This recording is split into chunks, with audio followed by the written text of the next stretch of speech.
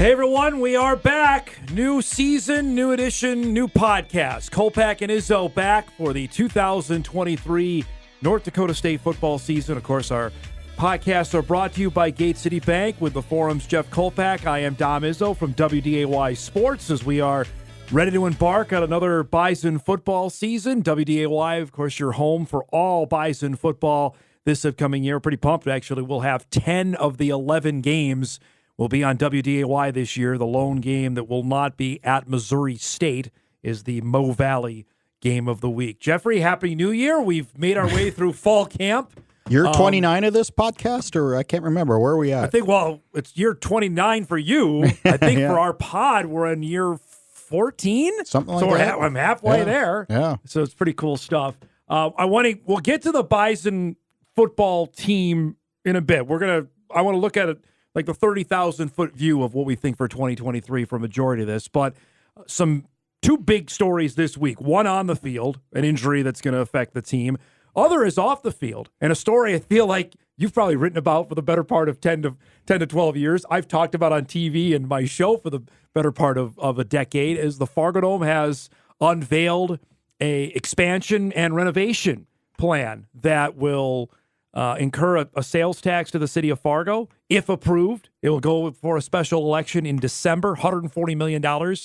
That will require a 3% raise in sales tax. I live in Moorhead. It still will be, where I live in Moorhead, it'll still be more than it will be for the citizens of Fargo if this goes through. So I can speak at liberty about this since it's not going to affect me, but it will. And to me, this seems like a rubber stamp yes, Jeff. But I know the voters are fickle anytime the word tax is involved in anything. Yep, and I'm not going to tell you how to vote. However, there's a couple of points I'll point out.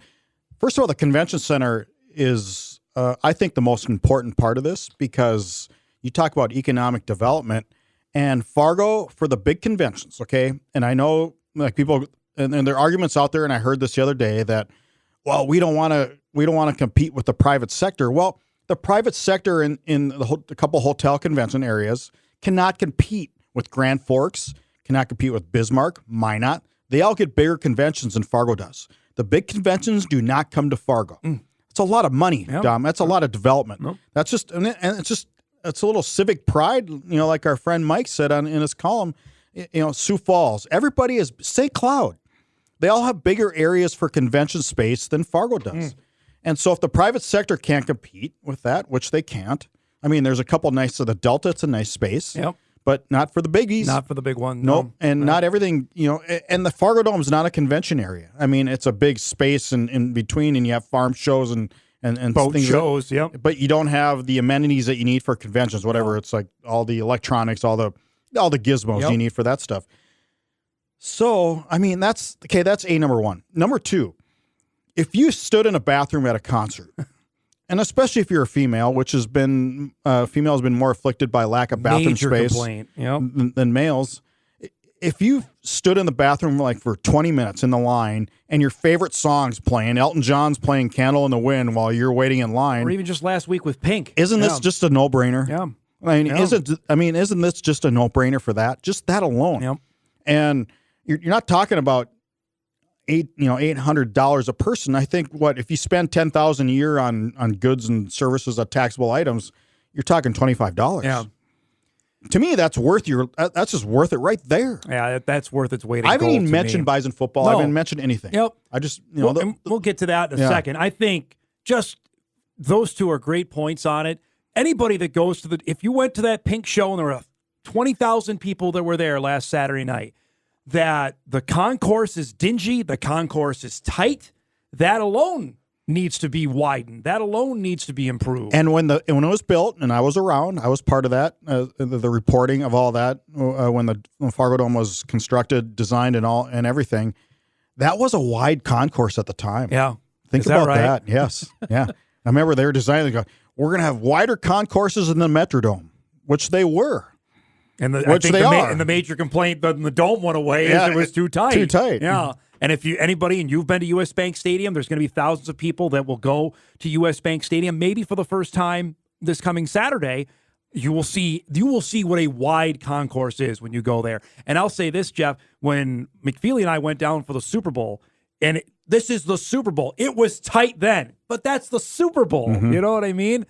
It shouldn't be tight at 1:45 on a Saturday before Western Illinois is there. And it is. It is for some people. I think that's a big deal. And you look at that western side of the renderings, and if people haven't seen it, inforum.com, you can see all the renderings. That is unbelievable. Looks cool. That looks really, really neat. Let alone if you're talking going there for a football game. If you're going there for a concert with this whole platform area and balcony, I mean, that looks pretty legit. Hey, look, you need to invest in your community. We do. Yeah. We need to invest in golf courses. We need to invest in parks. You've written about this how many times that the Fargodome has paid the city over countless times. I said it on my show. The Fargodome saved the city in 2009. That was Sandbag Central before Sandbag Central was a thing. That was it. I was there. I mean, it was unbelievable. That alone, the Dome can ask whatever they want, in my opinion. When I saw Mick Jagger come out on stage at the Fargodome, I went, wow, okay, this community has changed. Yeah. And that was, 25 years ago or whatever when the Stones were here. And it just acts like that. It makes you a player. It does. It does. Yep. And if this doesn't go through, my fear and I think it's legitimate, is that place is going to go the way of the Fargo Civic Center. I totally agree with that. The Civic was, gosh, I got here in 2006, and it still hosted regional basketball tournaments and regional volleyball tournaments. But within 5 years, you could see the cracks in the floor. It was uneven there. Yeah. That slowly but surely they moved out. Anything high school related moved out of there, Jeff. Even the Lions All-Star game moved out of there, and now it's obsolete. That building, and you do not want that to happen with the Fargodome. You cannot have that happen. It can't happen. No. I mean, it's just it's such a. I think it's a great project, and I think it's worth our time, and I think it's worth our investment. And I think it's worth. And think about this, Fargo citizens.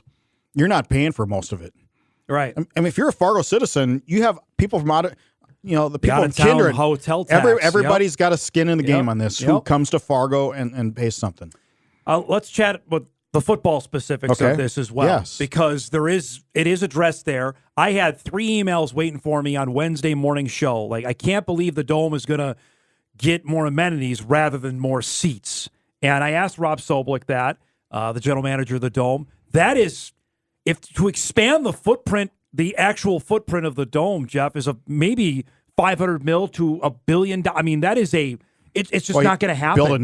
You have to build a new building. Yeah, and that's just not going to happen. No. So people that were glomming onto that was going to be the lifesaver or the raft out there for the Dome, more seats is not the answer. And I would argue with the group of 5. And you did the story on this. If you're talking about FBS, okay, if you're talking about NDSU potentially going FBS, and there's no real indication that's going to happen anytime in the near future, but any potential FBS thought, if NDSU were in the Mountain West last season, they would have been 5th, assuming a sold-out dome, okay? Yep. Assuming a sold-out dome.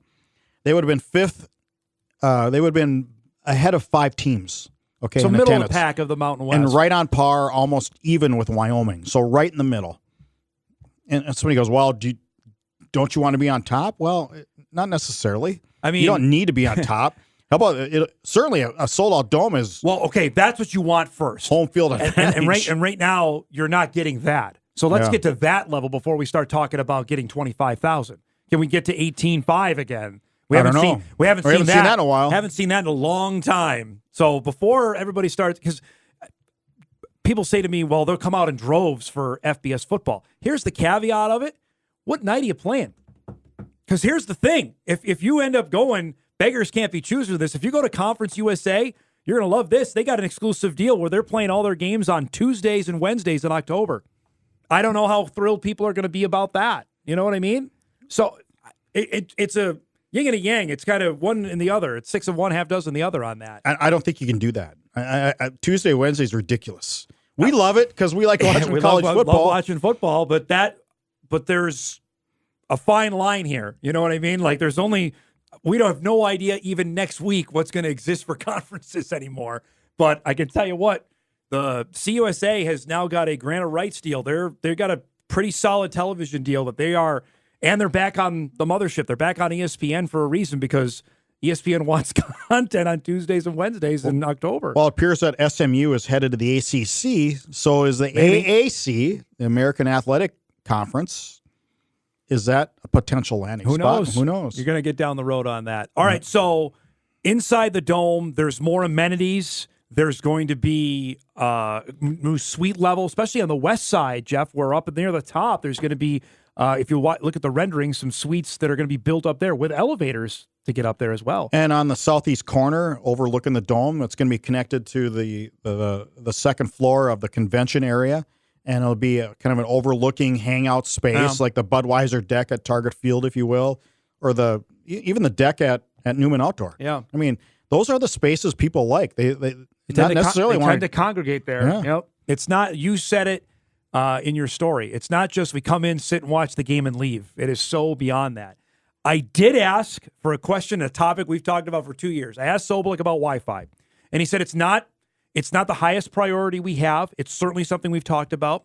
It is pricey. He said it's about $2 million to install. Then it's about another $700,000 to $800,000 to update and get the licensing of it. But I asked him how high of a priority. He said it's not one or two, but it's certainly in the mix. So I didn't know it was that expensive. It is not a cheap endeavor. It's not like putting 8 routers in there. It's definitely not that. Evidently not. But I did ask about that because that was a question you and I have had. We've debated about that. I know McFeely's had fun of my expense on it, but I think it's still, people are going to go to U.S. Bank Stadium and have no issue with that when they go down, if you're going to the game next Saturday to enjoy that. I think that's a luxury that now has to come with going to a live sporting I think event. it's pretty much mandatory. Yeah. If you're talking about expansion of the dome, or not expansion, but renovation and all the amenities, that is one of the amenities. I look at It's got to be one of the amenities. the concourse area. It's really sweet though. That if the renderings are always different, and remember we saw the renderings for the indoor practice facility, and it's pretty close, honestly, to what it is. What ended up happening there. I'll save the biggest thing for last. Is a double-decker press box with a bathroom. With a bathroom, man. Huh? I'm speechless. Yeah. And, we joke all the time as press people, but you know it's really needed for the coaches. Coaches! They run out of there like they're running 40s sometimes. They just can't get up in the middle of the second quarter like we can. Well, you can't because you're on the air, but I can. And take the elevator down. No. Hey, what did I miss? No, that ain't happening. No. So that, totally look, you're self-indulgent on that, but that is a nice and needed addition. That Plus, there's like actually a workroom behind it. I mean, I saw that too. Yep.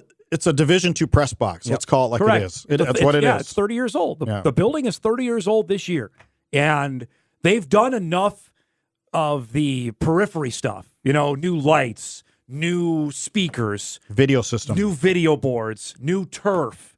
I had another question about seats. That was another one that I asked about that. He said it's not as high a priority. Again, it's same like Wi-Fi. Mm-hmm. There will be some seats that are replaced. Definitely having conversations on it, planning, but also depends upon resources. It's about $4 to $5 million to change the seats.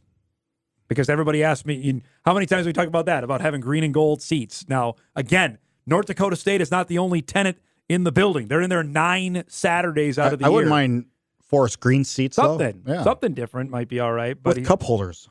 If seats are changed out, good chance they could be different colors. That's what Sobolik told me. So I wanted to get the two main So he didn't topics rule on it out. Nope.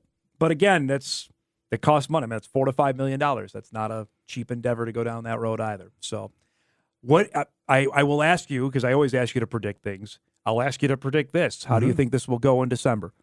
It's got to be 60%. It's got to be a super majority vote to pass. I'm pretty nervous about it, be honest. Okay. Again, I'll be honest. I think it's hugely needed. I'm vastly in favor of it, but I'm not the promotional arm of it.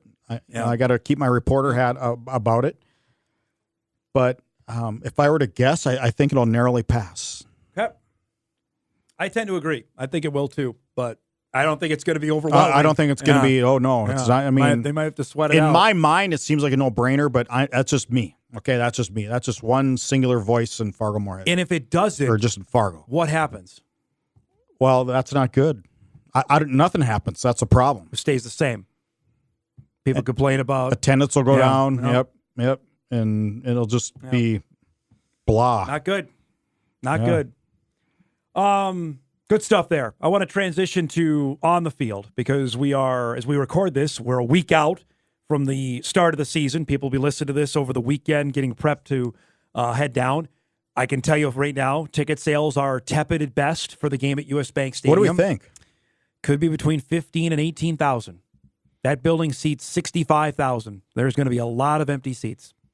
Unless there's some unbelievable walk-up the day of the game, which I don't believe is going to happen, there's going to be a lot of empty seats at U.S. Bank Stadium. And that is not what the stadium, with the Vikings or NDSU is counting on. Apparently that it's a destination thought that backfired at this point. Yep. And you can't fault the university for trying to do something. And they can't get an FBS game. No FBS teams will play them. They have another destination game lined up in 2 years for Nashville. I think they have high hopes for that Nashville is kind of a destination spot that people want to go. But this blew up in their face. There's no. I'm totally surprised by it. After seeing the 34,000, Jeff, that were at Target Field, that was a great day, great atmosphere. The game was. We knew how the game was going to go. Okay, let's get into it. Why? Okay, why? Maybe it's too soon after Target Field. The Ticketmaster prices, I've heard the Ticketmaster fees, I've heard that. Some don't want to go to Minneapolis. Some are scared of Minneapolis. Yeah. You know, for whatever political viewpoint you want to have. I've had that said to me. Eastern was 3-8 last year. That didn't help. Not a great opponent. I've heard that said. Like, why couldn't they have St. Thomas play there? That would actually maybe juice up some crowd, which you know what?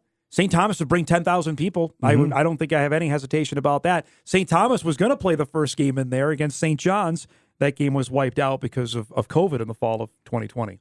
So I don't think NDSU's marketing has exactly been that spot has been on. lackluster there. It's been pretty Well, we just found out a week ago about the party that's happening before the game. You last spring, NDSU marketing or whatever, whoever's doing this, you need to start pumping it up. Hey, the first college football game in U.S. Bank.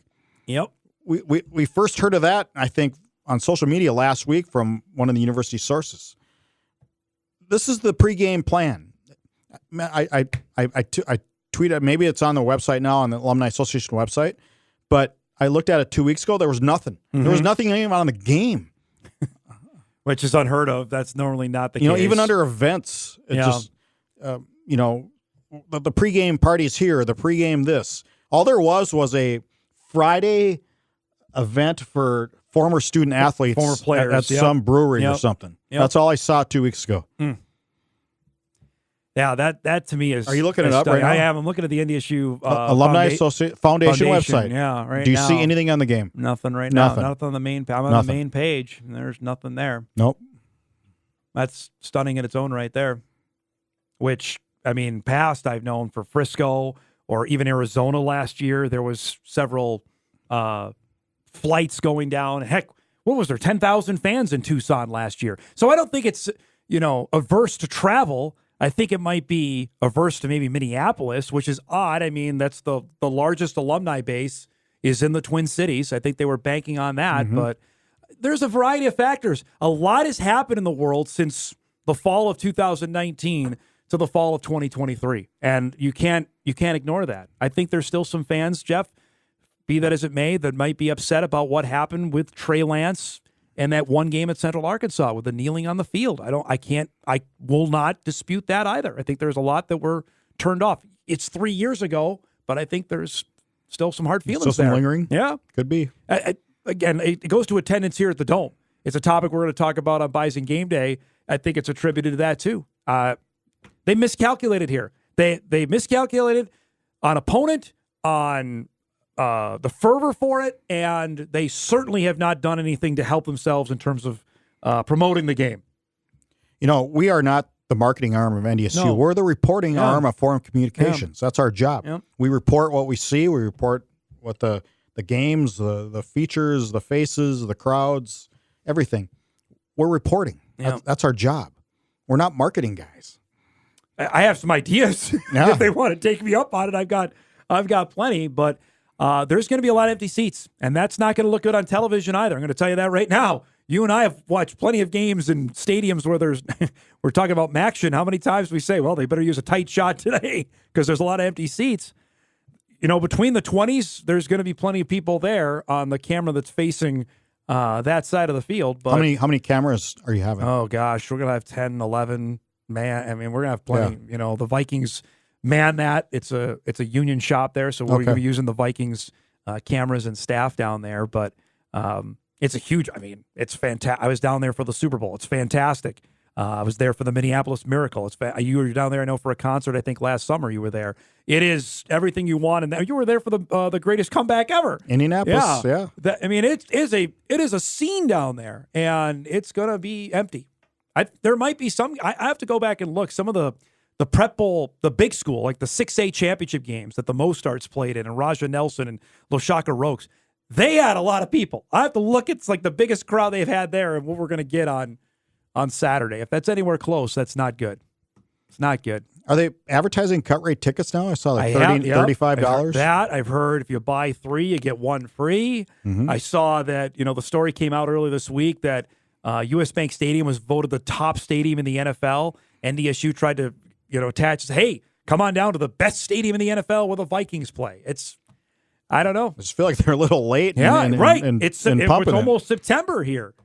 I thought for certain after Cody Mount got drafted and knowing what the schedule was, well, wait a minute. Hey, Tampa's playing Minnesota the first week of the season. We'll do a twofer. We'll go see the Bison play, and then the following week we'll go see Cody and the Bucks play the Vikings. Let's do it. And that's not happening. There might be a couple. Might be some people from Hankinson doing that. I don't know beyond it, which is you kind of shake your head at that. That's a topic we'll certainly hit more next week as we get some final numbers close to kickoff. Let's chat about this 2023 roster. We've done stories on it all month long.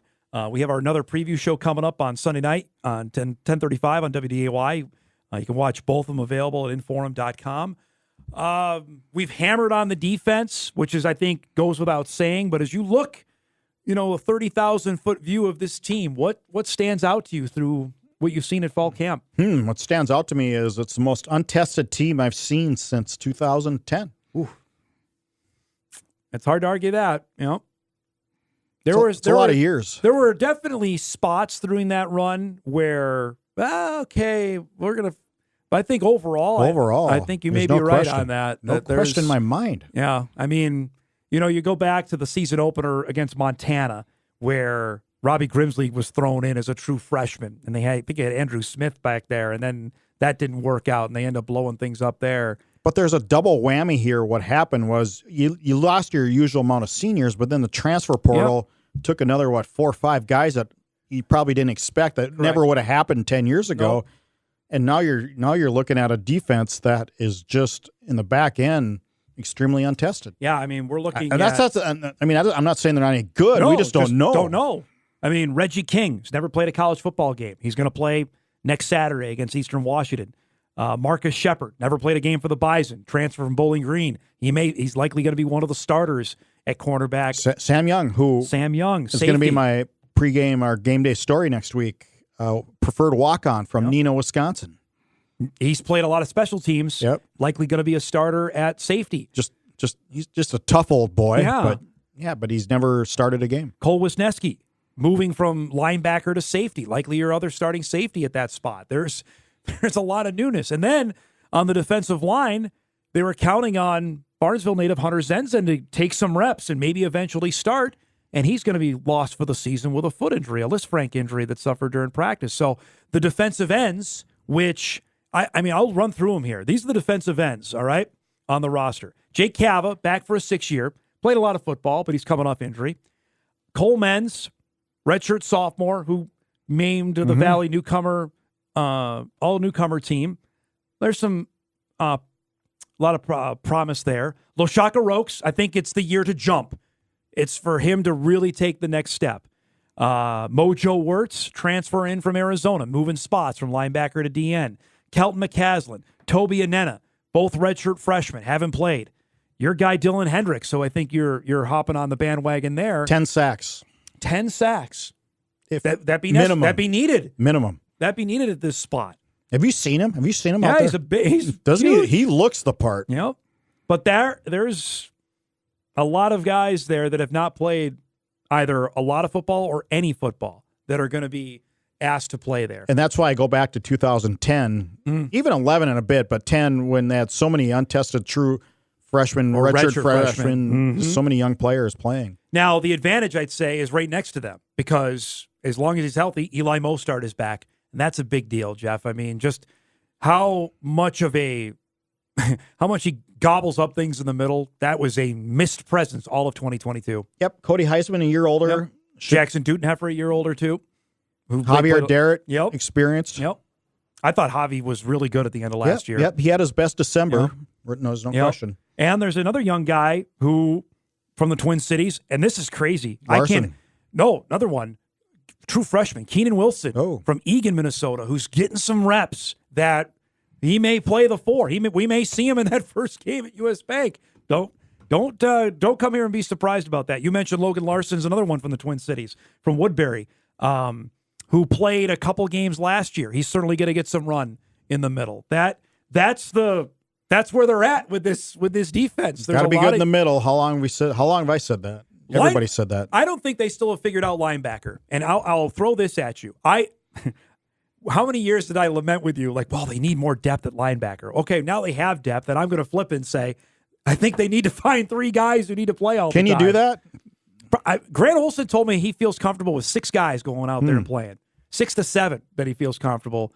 And we should let people know the new Missouri Valley Conference rule, NCAA rule, you can travel 70 guys now. So the Bison are going to bring a bunch more guys on the road than they have never done before in the past, haven't been allowed to do in the past.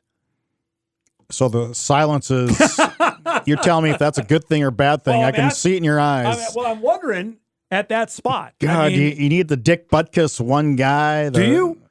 I think they missed out at that at middle linebacker last year. I do. And if you want to say that I'm taking a shot at Kubitz and Wirtz, fine.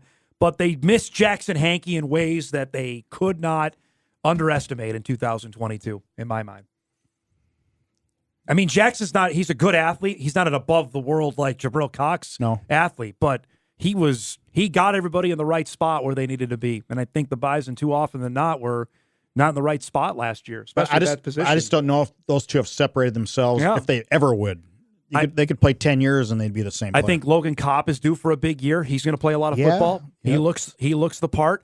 I've heard a lot about Julian Wadarsik, that he's had a really nice fall camp, and Oscar Benson. Those are 2 guys that played early in the year, and we didn't see them a whole lot at the end of last season after Wisniewski came back from the Achilles tear. There's going to need to be somebody there. Grant, if he's got, and I'm talking about Olson, if he's got that many guys, maybe we're going to see more of them play. If you're talking a title contending team, that's the side of the ball that has to be really good. SDSU, by the way, was fantastic at linebacker last year, and they have all those guys back.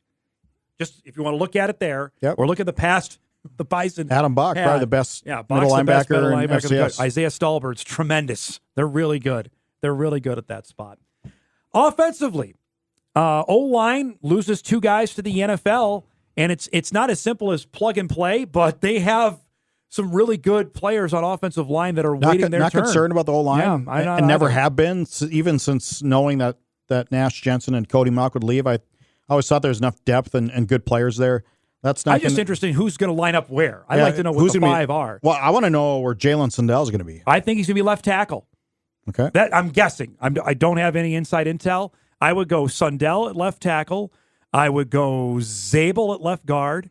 I would go Brandon Westberg at center. Kubis at right guard, and Mason Miller at right tackle. That would be my guess. Heard, Hunter Pontius is getting Jake some Rock time. as Jake well. Rock. Yep. I think they're at 6 and 7 for the Bison O-line for this upcoming year. Mason Miller looks good. He looks the part, and that's another guy we didn't see the last 5 games of last season after he broke his leg in the game against Southern Illinois. Wide receiver is where I want to hit. Yeah, there's like 8 guys there. I mean, now again, somebody has to separate themselves, right? I mean, Zach Mathis did that in the national championship game at times last year. They need Braylon Henderson, Raja Nelson, Jake Lippy, Makai Collins, Carson Hegerly, Tyler Terhart, somebody, Bryce Lance. I'd like to see some guy have like a 5-6 reception game for 85 yards, 1 touchdown. Right. Correct. Just a go-to guy. Correct. We didn't see that at all last year. Yep. Haven't seen it since Christian, obviously. And no one was going to be him, but they needed something there. to develop. Too many. How many times last year? I have to look it up. That Hunter Lipke led the team in receiving. Quite a bit, I bet you. It's probably more than you want to acknowledge of the Bison football team because he got hurt in the 10th game. I bet you he probably led them 6 or 7. Well, no shortage of candidates, that's for sure. Yep. Running back is Tamarick Williams and TK Marshall, and Barika Penu is going to get and he looks the part. Barika added 8 pounds here in the offseason that he's ready to go. That I think they'll be A-okay at that spot. Owen Johnson, too. If Tamarick stays healthy, though, I think this could be his crowning year for sure. How about tight end? We know Joe Stuffle, but after that, we don't know who's going to be the number 2 tight end. Again, you talk about players taking the next step in their second, third, or fourth year. Finn Diggins comes to mind. Yep. Carson Williams comes to mind. Yep. Could be a couple guys there. The younger Zenzen, Caden Zenzen might be. Jacob Strite as well might be in the mix. Josh Strite's older brother, transfer from Northern State to take a look at there. And then quarterback. I saved the best for last because I want to ask you this because I am beyond intrigued on how this is going to play out. We talked about this on Monday's Hot Mic, that I think, and I think you brought this up as well, that we're going to see a heck of a lot more of Cole Payton than we maybe intended to. I think at the least they're going to take the training wheels off. They need to take the training wheels off. Yes. And we're talking about his throwing. Yep. I mean, he just can't be a running guy. No. He can't be Quincy Patterson in there for the run. Nope. Everything I've told, he can throw the ball. Hedberg tells me that every time I see him. Yeah, he can throw. He's got a great arm. Do they go back to what we saw, that mix of Miller and Patterson? Remember at the end of 2021 that worked Which so was pretty well. Good.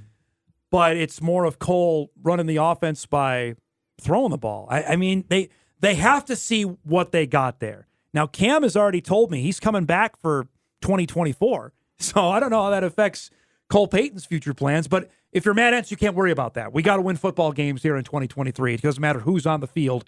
We got to find a way to do that. Yeah, you just can't give them reps just to keep them happy. I mean, you got to give them reps because it's effective with your offense and it gets you in position to really do some damage, in the red zone too. Let me ask you this hot take question: do you believe Cam Miller is the starting quarterback at the end of the season? Oh gosh, yeah, I think so. I do. I think they're gonna. Well, I think they're gonna try the platoon system somehow. It'd be really interesting to see how this is going to pan out. I'm beyond intrigued there because you've got this guy waiting in the wings to play, but also Cam Miller's 20-5 as a starter. Everyone's going to pick on the fact that he's lost SDSU 3 times, but the guy's won you a national championship. He's won a lot of football games. Yeah, and people picking on the head coach too, and he's what? 49-7. 49-7. Yeah. All that being said, I still think this team could win 9 games this year, maybe even 10. I got them 9-2. I see a tricky spot with North Dakota. I think you told me this Monday, and you're right about this. Eventually, they're going to get one. We just saw the paint bucket game play. Jamestown finally snapped a streak last year on Valley City. Eventually, they're going to get it, and it's in Grand Forks this year. The South Dakota State game is certainly they're going to be underdogs in Brookings. And then the last game of the season is at Northern Iowa. And you know as well as I how tough that place is to play.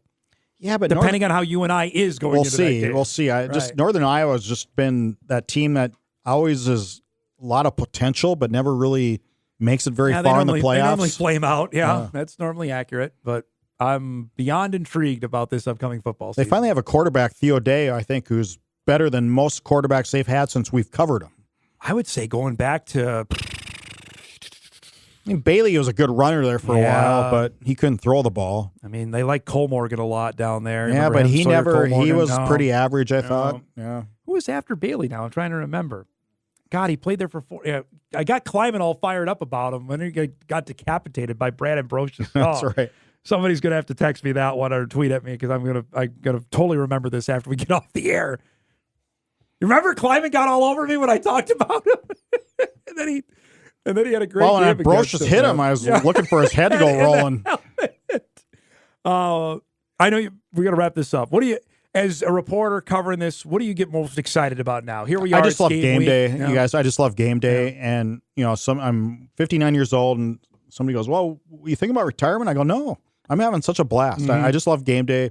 I love our pregame show. I love covering games. I love the atmosphere of college football. I love the adrenaline that goes with game day stuff. So That's to me is just the best part is just the game atmosphere and everything that goes into it as a whole. Yeah.